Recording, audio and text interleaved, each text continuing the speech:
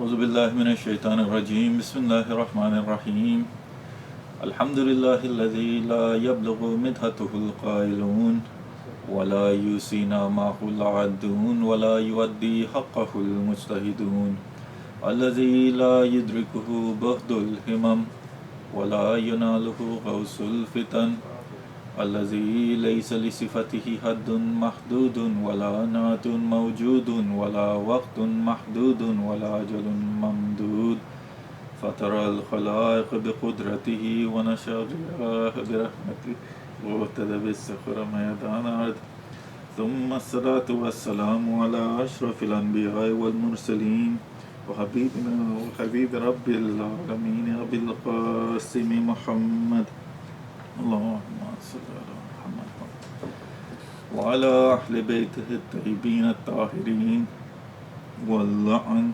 على أدائهم أجمعين من أول يوم ظلمهم إلى قيام يوم الدين أما بعد فقال الله سبحانه وتعالى في كتابه المبين وقوله الحق بسم الله الرحمن الرحيم سلام على نوح في العالمين صدق الله العلي العظيم.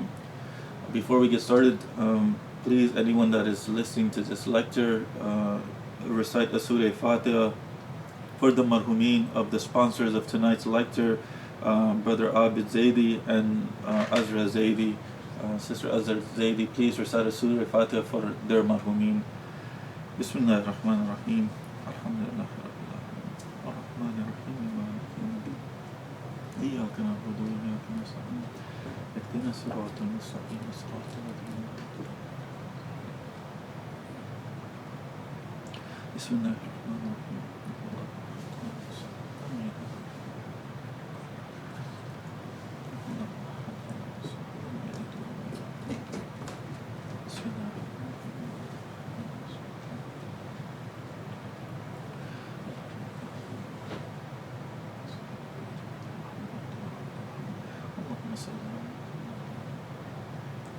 Dear brothers and sisters, Assalamu alaikum wa rahmatullahi wa barakatuh. One of the prophets that is misunderstood in terms of his behavior or about whom there are questions regarding events that happened in his life is the first prophet who brought a sharia to humanity, who is Prophet Nuh alayhi salam. He is mentioned in the Quran multiple times, and one of the surahs that is specifically about his story is named after him. Surah Nuh is named after this prophet. Because of his long life, he is known as Shaykh al-Anbiya, or the elder of the prophets, the eldest of the prophets. His long life is used as an evidence for the long life of Imam Zaman alayhi salam. And when it comes to this personality, there are people who have questions about him, about the deluge or the flood that occurred, and about how a merciful Lord could have killed innocent children in a flood. Meaning that there's some people that say that, look, in the society of Hazrat Nuh, there must have been children, and there must have been people that weren't aqil, people whose senses weren't there, meaning people that weren't at the same level of understanding as normal people, that had behavior problems. When there are these types of people in the society, how can you then say that Allah subhanahu wa ta'ala, He is merciful, when at the same time you see that in the society of Hazrat Nuh, even though people like this existed, they were all wiped out because of the flood. So because of this, they have a misunderstanding, or because they think the society of today was exactly how the society of the past was. They say, well then look, Allah subhanahu wa ta'ala cannot be merciful. How is this mercy? He killed innocent people in that deluge. He killed innocent people in that great flood. Tonight, let's look at the life of this prophet and answer some of these questions and see what lessons we can derive from his life. Because he lived so long, there are so many lessons that we can derive from each aspect of his life. The life that he lived before he was told to proclaim everything about Allah subhanahu wa ta'ala, the life he lived before prophethood, the life he lived after prophet, the life he lived after the deluge. Because if you look at some narrations, these have been split up into these three sections, or his life has been split up into these three sections. So to begin with, the first ulul Azam prophet and the first prophet at whose time a punishment from Allah subhanahu wa ta'ala was sent on earth is Prophet Nuh alayhi salam. Before Prophet Nuh alayhi salam, there was no punishment sent from Allah subhanahu wa ta'ala to the people that lived on earth. In the time of Hazrat Nuh alayhi salam, this was the first time when Allah subhanahu wa ta'ala sends his punishment to a group of people living. And there are differences about his name. Some narrations, they state that his name was Abdul Ghaffar, others say that it was Abdul Ali, and others state that his name was Abdul Malik. And inshallah, in a few moments we will see one possibility of all of those names being correct. And to give you an example, the Holy Prophet sallallahu alaihi wasallam, Allahumma salli ala Muhammad wa ala Muhammad, said that the name of Hazrat Nuh alayhi salam was Abdul Malik or Abdul Malik. But since he wept for 500 years, he was called Nuh. Since he cried for 500 years, he was called Nuh. Meaning that Nuh, meaning the person who weeps, the person who mourns, the person who cries, the person who laments. And Nuh, he was a carpenter by profession. Imam Jafar Sadiq alayhi salam, he says that Hazrat Nuh alayhi salam, he lived where he lived in Kufa, present day Kufa. And where specifically in Kufa, when you go to Masjid Kufa, what do you see? There's a maqam in Masjid Kufa by the zari of where Amir al-Mu'mineen alayhi salam, he was struck by that zari. They've turned that into, they've made a zari out of that place. If you've been there recently, you know that when you go inside, right to the right of the zari, there's a little placard that says Maqam Hazrat Nuh, and over there it says you pray 4 rakat prayers. That Maqam Nuh, these maqamat are places. Maqam means just a place where someone stood, someone went by. But the narrations state that Hazrat Nuh alayhi salam, he used to live there. And when we get to those narrations too, inshallah, not today but tomorrow, when we analyze some more aspects of his life, we'll see that that deluge or that flood, it started from within what is Masjid Kufa right now. That fountain that is in the middle of Masjid Kufa, it's stated that the flood started from that fountain. Inshallah, if not tonight, then tomorrow we'll look into that as a whole. But the narrations, they state that he was appointed as a prophet at the age of 800 years. When he was 800 years old, then he was appointed as a prophet, meaning that he was told to propagate. He was given the lutuf of prophethood. He was given the status of prophethood. For 950 years, the narration said, the Quran itself says that for 950 years, Hazrat Nuh alayhi salam, he invited people towards Allah subhanahu wa ta'ala. But their stubbornness kept on increasing, and 3 centuries passed in this manner. The people of his tribe would become aged and die, leaving children. There's some narrations, they state that the people of his time would not live more than 300 years. And Hazrat Nuh alayhi salam was the one who lived more than the people of his time. He lived, according to some narrations from Imam Jafar Sadiq alayhi salam, he lived to be 2,500 years old. When he passed away, he was 2,500 years old. And what had happened, the people in his time, they wouldn't live more than 300 years. And because he lived the longest of the Prophet, that title of Shaykh al-Anbiya was given to him. And it's possible, because he lived longer than any other human of his time, the subsequent generations knew him by all of those names.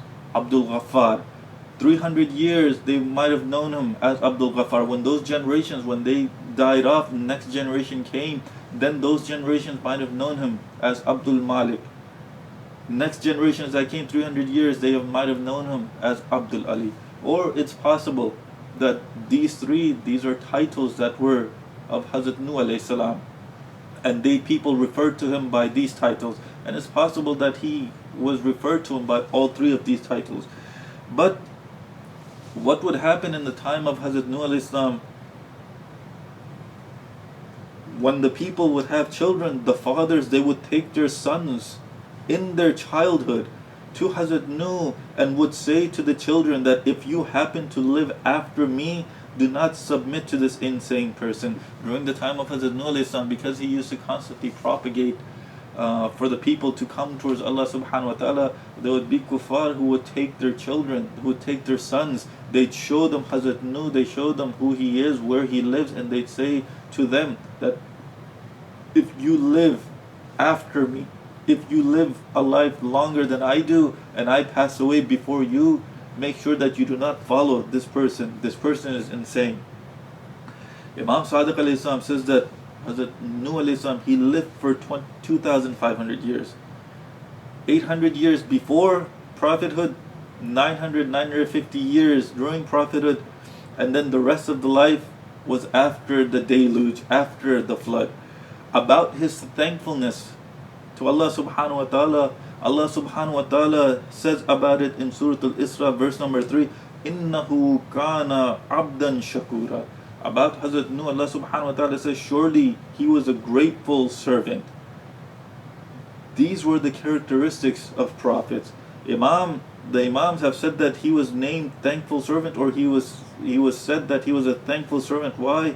Every morning and evening he used to supplicate to Allah subhanahu wa ta'ala and thank him. He used to thank him for everything that was given to him. And Imam Jafar Sadiq, and when we're talking about thankfulness, one of the characteristics of Hazrat Nuh was that he was thankful. So we should try to bring this characteristic out within ourselves. How do we do that?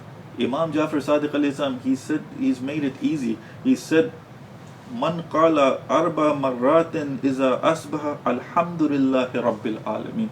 This narration you can see in Tafsir Nur Saqalain, in the exegesis or the tafsir of Surah Al-Hamd, and this same narration you can see in Tafsir Al-Burhan by Sayyid Hashim Bahrani, in the same tafsir of Surah Al-Hamd. And what is that narration? It's from Imam Jafar Sadiq alayhi salam. He says Man qala arba marrat iza asbah alhamdulillahi rabbil alameen faqad ada shukr yawmihi. Whoever, the one who recites 4 times a day, Alhamdulillahi Rabbil Alameen, has given his thanks for his day to Allah subhanahu wa ta'ala. And he goes on to say, the one who says it in the evening has given his thanks for his night. Meaning that anyone that says Alhamdulillahi Rabbil Alameen 4 times in the day has thanked Allah subhanahu wa ta'ala. Has that right that was on Allah subhanahu wa ta'ala, it's been met for the day. Whoever says it 4 times at night, it's been met for the night. Look at how easy Allah subhanahu wa ta'ala has made it to thank Him. Just 4 times. 4 times in the morning, 4 times in the evening. Alhamdulillahi Rabbil Alameen. How long does that sentence take? 2 seconds? 3 seconds max?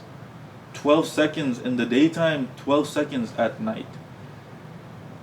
This human being who has become so arrogant, or this human being who has completely forgotten the blessings that Allah subhanahu wa ta'ala has given him, or this human being who denies that these blessings are from Allah subhanahu wa ta'ala, cannot even take 24 seconds out of 24 hours to thank Allah subhanahu wa ta'ala.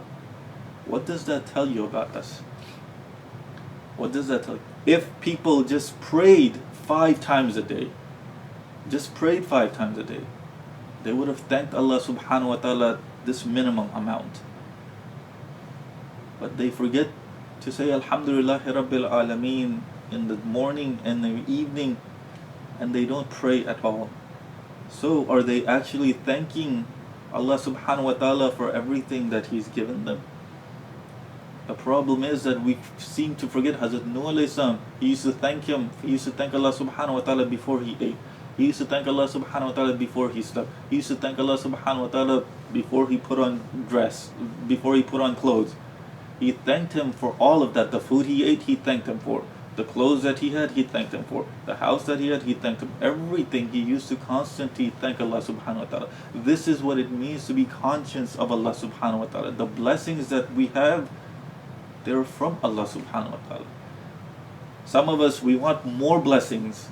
Allah subhanahu wa ta'ala and the Imams themselves, they say when you thank Allah subhanahu wa ta'ala for the blessings that you've been given, then Allah subhanahu wa ta'ala increases those blessings for you.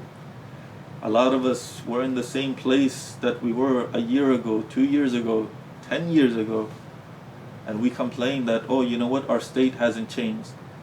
Well, have you thanked Allah subhanahu wa ta'ala for what He has given you? No. Yet you expect Allah subhanahu wa ta'ala to change your state? Why should He change your state when you haven't even thanked Him for whatever you have? But this is how easy Ar-Rahman Ar-Rahim has made thanking Him. Yet we don't take advantage of that. 4 times. 4 times in the day, 4 times at night. Why? Because we forget the blessings that we've been given. Why? Because we don't want to say that these blessings have been given to us by Allah subhanahu wa ta'ala. Whatever we have, we've done it with our own power. Whatever we've gathered by our own selves. There was no help from Allah subhanahu wa ta'ala. This is the arrogance that comes in, or that creeps into this human being, and it's this arrogance, it's these types of wasawis, these types of wasawis that take us away from Allah subhanahu wa ta'ala. And it's related from Imam Jafar Sadiq alayhi salam that when Allah subhanahu wa ta'ala declared prophethood of Nuh and his friends who were suffering persecution and injury at the hands of the infidels, became sure that the time of peace and rest was at near. The calamities that befell them, they increased and they became severe, and mental torture kept on increasing and getting tough, and reached to this limit that the infidels started throwing stones at Hazrat Nuh. The narrations state that the infidels, because Hazrat Nuh would constantly invite them to worship Allah subhanahu wa ta'ala and not worship the gods that they had there. Inshallah, tomorrow we will talk about those gods or those idols that they had. But because he used to constantly tell them not to worship those idols, what did they used to do? They used to pelt rocks at Hazrat Nuh alayhi salam. And the narration states that sometimes it so happened that Nuh remained unconscious for 1 day, 2 days, 3 days at a stretch, and he would bleed all the time. He would bleed all the time. Why? Because he was propagating the religion. If you look at all of the difficulties all of these prophets have taken for the proclamation of religion, for the proclamation of Tawheed, you see that no one today comes close.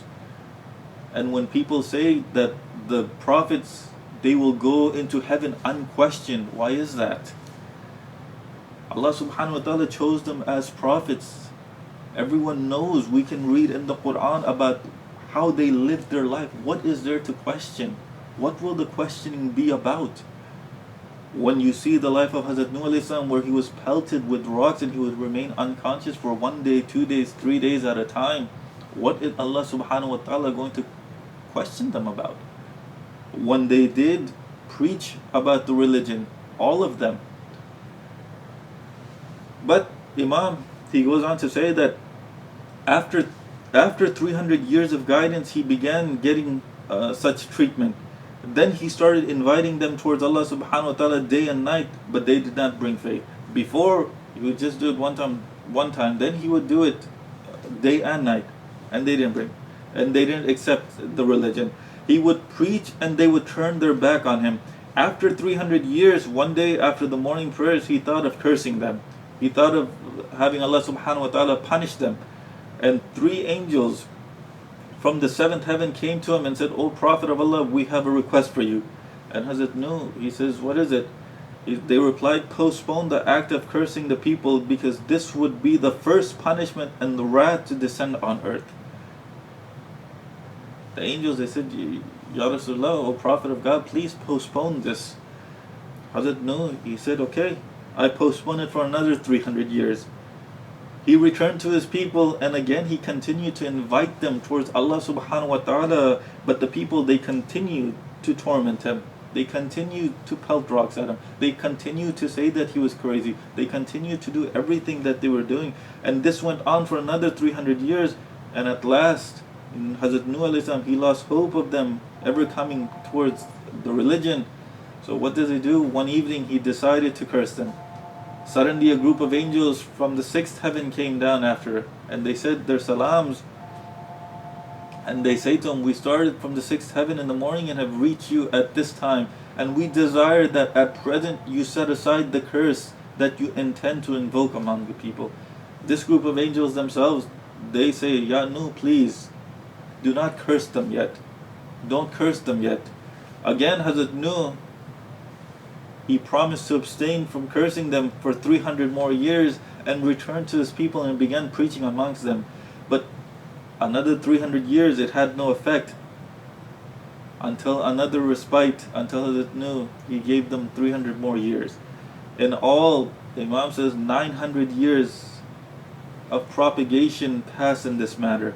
His followers, Hazrat Nuh's followers, they came to him and complained to him about everything that they had suffered at the hands and the cruel kings and the infidels, and requested him to pray to Allah subhanahu wa ta'ala so he may relieve them of everything that is happening. Nuh accepted their prayers. Nuh accepted their prayers. And that's when Allah subhanahu wa ta'ala, he sends Hazrat Jibreel with 7 seeds of dates, or 7 date seeds from heaven. And he says, Jibreel, he says to Hazrat Nuh, O Prophet of Allah,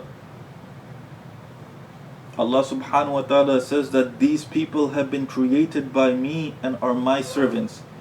I will not destroy them with my wrath until they are not emphatically invited towards me and until the argument have been exhausted for them. Therefore, make intense effort to guide the people, bearing every type of hardship that may be necessary, and the same shall be recompensed. Meaning that the hardships that you pick up for inviting them to my way, inshallah, I will recompense all that hardship for you. But I will not punish them all of a sudden. I will not punish them like this. Plant these date seeds. Jibreel, he came with 7 date seeds. Allah subhanahu wa ta'ala, he tells Jibreel to tell Hazrat Nuh to plant these date seeds, and when their trees bear fruit, there shall be salvation and freedom for you and your people. And make the obedient believers aware of this fact. Make the obedient believers aware of this fact. So what happens after some time, when the trees, they bore fruit, Nuh alayhi salam, he prayed to Allah subhanahu wa ta'ala to fulfill his promise. Allah subhanahu wa ta'ala commanded him to plant the seeds of these trees once again and continue preaching to the people with sincerity and bear hardships if necessary. Meaning that once these date trees were grown, they took the dates, they took the seeds from those dates, and Allah subhanahu wa ta'ala had told them that now from these dates take the seeds and plant those seeds as well. Nuh alayhi salam, he conveyed his message to the people that believed, the people that were surrounded by him, his companions, and the narrations state that 300 of them apostatized. They left the religion. They left Hazrat Nuh. They denied Hazrat Nuh. And they said, Ya Nuh, whatever you proclaim, if it had been the truth, the promise of your Lord would not have been proved to be false. It would have already occurred. The fact that now you're saying that we need to plant these seeds, it tells us that you're a false prophet. It tells us that you're a false prophet. Every time the trees bore fruit, Allah subhanahu wa ta'ala would order them to plant the seeds again. And this happened several times, and every time a group, they would apostatize. It's mentioned that Hazrat Nuh alayhi salam was commanded 10 times to plant the seeds of dates, 10 times. And every time when the fruit ripened, his companions would come and demand the fulfillment of the promise. And when they were told to plant the seeds again, the companions would divide into 3 groups. One group would become apostate, another group would be hypocrites, and one group, they would be faithful to Hazrat Nuh alayhi salam. So much so that when they came, or when the people came to Nuh for the 10th time, when finally the 10th time the people came to Hazrat Nuh, what did they say to him? They said, O Prophet of Allah, you may delay. Now what had happened 10 times now. All the people that needed to apostatize, all the people that had hidden within themselves kufr, they were leaving. They were leaving. When the first dates came, when those first seeds were planted, and the seeds turned into date trees, and the dates came, and when Allah subhanahu wa ta'ala ordered them to replant those seeds, what had happened amongst the companions of Hazrat Nuh alayhi salam, the ones that had hidden apostasy, the ones that had hidden kufr within themselves, those people left. Those people left. Now the second time, when those second generation of trees grew and second generation of dates came into existence, Allah subhanahu wa ta'ala told the people to take those seeds now and plant those seeds too. What happened now? Still from the group that was left, the hypocrites, they left. This happened 10 times. Finally, the 10th time, who was left? The 10th time, the narration state that for the 10th time, the people came and they said, the people that came, they said to Hazrat Nuh alayhi salam, O Prophet of Allah, you may delay the fulfillment of the promise as much as you wish. We believe that you have been sent by Allah subhanahu wa ta'ala and the true Prophet. We do not doubt your prophethood. It was at this time Allah subhanahu wa ta'ala saved them through the ark and the rest were destroyed. In the end, the narration state, 70 odd people, 80 people, they were the true followers that remained. Allah subhanahu wa ta'ala, He revealed to him, He says, now the enlightened dawn of righteousness will appear from the darkened night of falsehood, and pure truth will remain, and the dust of blasphemy, infidelity, and ingratitude due to the apostasy of the people will disappear. He said, Ya Nuh, if I had destroyed the infidels, leaving alone the apostates, my promise to the believers that I would cause them to inherit the earth would have applied to these hypocrites or these apostates also. And if I had granted them kingdom and successorship, the hidden hypocrisy and infidelity would have caused untold dissension among the people, and instead of truth, faith, the earth would have been in chaos. What did Allah subhanahu wa ta'ala want to do? Or what did Allah subhanahu wa ta'ala want to show to the true believers of Hazrat Nuh? And this is a lesson for all of us to learn. There's some people that say, the companion of the Holy Prophet, how could they have left the religion? They're the companions of the Prophet. So what? These were the companions of Hazrat Nuh alayhi salam. When you look at the companions of the other prophets, the companions of Hazrat Musa alayhi salam, they were the prophets of their time, they were his companions too. They left the religion. So what makes you believe that the companion of the Holy Prophet would not revert to their previous religion after the Holy Prophet leaves this world? Just because they're a companion does not mean that they were on the right course. Does not mean that they stayed on the right course. Because they were a companion, so what? When you look at the companions of the previous prophets, not all of them were on equal footing. Not all of them. So what makes you believe that the companion of the Holy Prophet, they were all equal in their status? The iman that they had was the same. What makes you believe that? It was only one person. It was only one person who had said that even if all of these veils are lifted from the eyes, my iman would not change one bit. My iman would not change one bit. Meaning my iman would not increase one bit. Why? Because he was already at the top of iman. He was already where he needed to be. And who was that? Amir al-Mu'mineen Ali ibn Abi Talib al-Islam. Everyone else, what were they before they accepted Islam? Everyone knows. So for you to say that the companions, or for people to say that the companion of the Holy Prophet, how can they leave the religion? How can they not? So what if they do? The religion was for their benefit. If they left the religion, it's their loss. For you to say that they're all equal, what proof do you have? When the companions of previous prophets, they're leaving the religion of the Prophet that they accept to be Prophet. When they can leave, why can't the companions of the Holy Prophet, why can't they leave? Are they immune somehow from leaving? No, they're not. No, they're not. In this time period also, brothers and sisters, in this time period, in the time of Imam Zaman al-Islam, Some scholars point to this incident of Hazrat Nuh alayhi salam, of Nabiullah Nuh alayhi salam's life, and say that this is exactly what is happening now. This is exactly what Allah subhanahu wa ta'ala is doing before He commands the Imam to make himself known. Just as Allah subhanahu wa ta'ala, He wanted only the true believers to be with Nuh alayhi salam, He wants only the true believers to be with Imam Zaman alayhi salam. From the time of Ghaybat al-Sughra until now, there have been many who claim to believe in Imam Zaman. Throughout the generations, people have disbelieved in him. The occultation became longer, people denied him. The occultation became even longer, they doubted him. Allah subhanahu wa ta'ala, what has He said in the Quran about Imam Zaman alayhi salam? وَلَقَدْ كَتَبْنَا فِي الزَّبُورِ مِنْ بَعْدِ الذِّكْرِ أَنَّ الْأَرْضَ يَرِثُهَا عِبَادِيَ الصَّالِحِينَ. And certainly we wrote in the book, we wrote in the Zabur after the zikr, what did we write? That this land is for whom? The righteous servants. This land is for the righteous servants to inherit.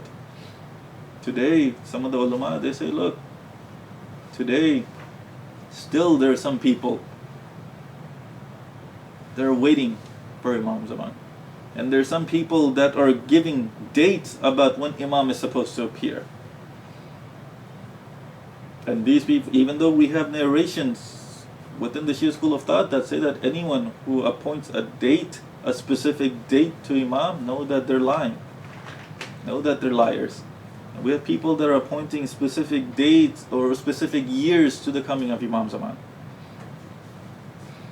What's going to happen when that day doesn't come or that year doesn't come? They expected the Imam to arrive that year. When he doesn't arrive that year, what's going to happen to them?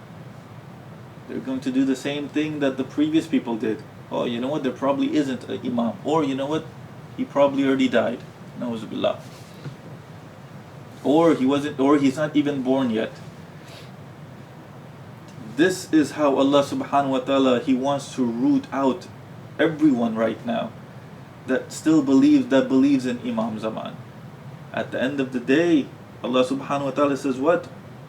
Only the righteous servants will inherit the earth. If I had destroyed the infidels, leaving alone the apostates, my promise to the believers that I would cause them to inherit the earth would have applied to these infidels also. So this promise that Allah subhanahu wa ta'ala has made, وَلَقَدْ كَتَبْنَا فِي الزَّبُورِ مِنْ بَعْدِ الذِّكْرِ أَنَّ الْأَرْضَ يَرِثُهَا عِبَادِيَ الصَّالِحُونَ. This promise that Allah subhanahu wa ta'ala has made, that this earth will be inherited by only the righteous servants. If Allah subhanahu wa ta'ala, if there's still people alive that have hypocrisy hidden within themselves, Allah subhanahu wa ta'ala was to send the Imam, what would happen? Today they say we're with the Imam. Tomorrow when he appears, you see that they're the first ones against the Imam. You see that they're the first ones against the Imam. And you look at the narrations, that's exactly what will happen. People will be with the Imam when he first appears. Later on, when they don't like the way that he's governing, when they don't like the way that he's governing with justice, because they were so used to this fairness or this justice of the world, where everyone or people could get away with murder if they had the money. People could get away with theft if they had the money. Their sentences could be reduced if they had the money. Because they're so engrossed in this world, and this type of justice. Tomorrow when the Imam comes and he doesn't mete out justice like this, and he metes out true justice, what will people do? They'll start leaving the religion. They'll start denying him being the Imam. They'll start saying that he's an oppressor.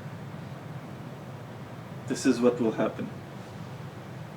And what does Allah subhanahu wa ta'ala say? And if I had granted them kingdom and khilafat, the hidden hypocrisy and infidelity would have caused untold dissension among the people, and instead of true faith, the earth would have been in chaos. The earth would have been in chaos. And when it comes to the deluge, when it comes to the flood of Hazrat Nuh, one of the questions that a lot of people have is, they say, well, if Allah subhanahu wa ta'ala is merciful, what kind of mercy is this? In the flood of Hazrat Nuh, there were children also present.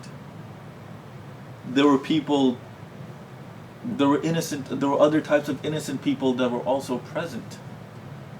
In that flood, all of these people also died. So what kind of mercy is this? When you read the narrations, you have narrations from, for example, Imam Raza alayhi salam. You have narrations from Imam Jafar Sadiq alayhi salam. You have narration from Imam Muhammad Baqir alayhi salam, who say that before the flood was to come, Allah subhanahu wa ta'ala made sure that the women of that time were barren for 50 years, 40 years, 50 years. So before the flood, 50 years there were no children, and no children were born. When they asked Imam Riza alayhi salam, how can Allah subhanahu wa ta'ala be merciful when there were children present? Imam Riza alayhi salam and Imam Jafar Sadiq alayhi salam, they say that there were no children present. Allah subhanahu wa ta'ala made the women barren for 50 years, and then the flood came. So there were no children present. Then they said, well, what about other people? He said, all the people that were there, all the people that died, or those people that you claim were innocent people, they weren't innocent. They weren't innocent. They were also of those people who just said, we don't care. For example, when we get to the story of Hazrat Lut alayhi salam, you'll see that not all of the people of Hazrat Lut engaged in that behavior. No, it was some of the people. But the punishment was on all of them. Why? Because most of those people that lived, they said, well, you know what, who cares? Let them do what they want. Let them do what they want. And the Imams, they say someone who doesn't speak out against an injustice, it's as if they're taking part of that injustice. They're taking part of that injustice. So the people that you claim were innocent, no, they were unjust also. By them not telling these people, or by them not condemning these other people, they were part of that injustice. Pelting rocks at Hazrat Nuh alayhi salam, by them not condemning it, they're part of that. Hazrat Nuh alayhi salam being unconscious for 1 to 3 days at a time because of blood that is coming out, because of excessive blood. These people, by not condemning that, they're part of that injustice. So the people, everyone that was drowned in the flood of Hazrat Nuh, or in the time of Hazrat Nuh alayhi salam, they were all guilty of the crime. There were no innocent people, there were no children of that time. Even today, some people say, well, all societies have children. No, that's not necessarily true. That's not necessarily true. Even today, there's some places in Europe where some communities, they don't allow children. The communities don't allow children. Why? Because they don't want to be disturbed with children. Children, they make a lot of noise. Some gated communities don't allow children. So if something was to happen to that, what would you say? There are no children in that community. All of them are just elders. When you have one example of there not being children in a community in this era, then what proof do you have that there were children in that era? There is no proof. When we have proof from our books that no, there were no children that were living in that era, we have proofs. And even today we can see there are some societies, there are some communities where there aren't children, they don't allow children.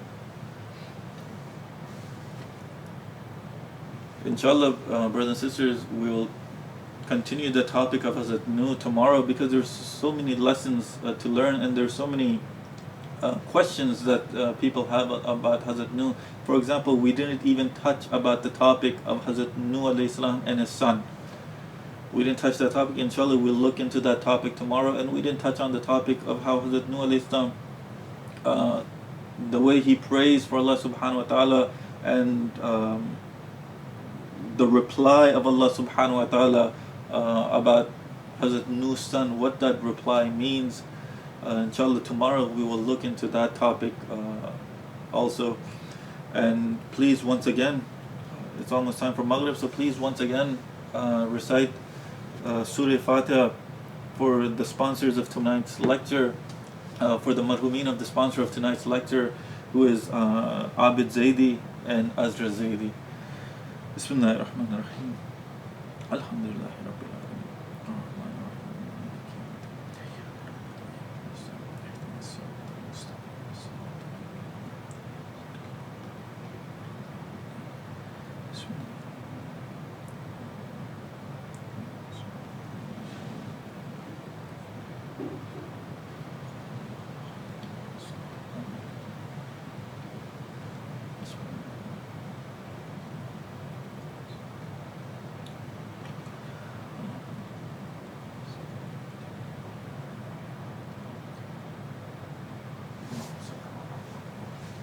Inshallah, brothers and sisters, if anyone else would like to sponsor these lectures, because all of the sawab for these lectures, like I've been saying for the last couple of days, the sawab for these lectures goes to your marhumeen. Whatever Quranic ayat that is read, the sawab of reading that goes to your marhumeen. Whatever hadith that is presented, whether it be from me or from my father, who will recite inshallah at 9 o'clock in Urdu, whatever hadith that is read, the sawab of that hadith, reading that hadith, goes to your marhumeen. So if anyone would like to sponsor these lectures, please get in contact with Asad Zaidi directly and let him know that you would like to sponsor these lectures. Walhamdulillahi Rabbil Alameen, and inshallah I will see everyone here again tomorrow night.